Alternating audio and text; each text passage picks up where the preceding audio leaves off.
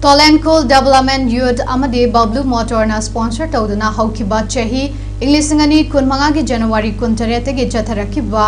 Mari Suba State Level Open Tennis Ball Cricket Tournament 2025-26 ki final match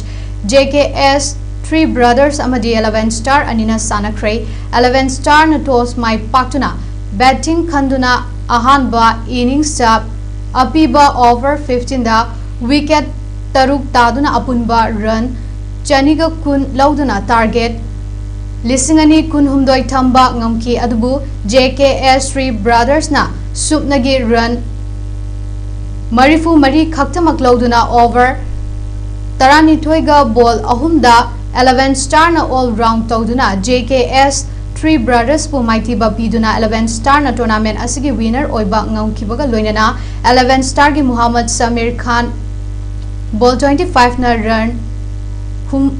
Humfutara taret laubaga loinana wicket ani lauduna players of the match ke manasu fangba ngamke ngasigi closing ceremony aduda Leitang Tem Rajesh Singh former treasurer Manipur Cricket Association MNCA Singham Priyananda Singh former secretary Manipuri Cricket Association MNCA Potsangbam Srikanta Singh, former Joint Secretary, Manipur Cricket Association, MNCA, MD Nausad Ali, Secretary, Thoubal District Cricket Association, TDCA, MD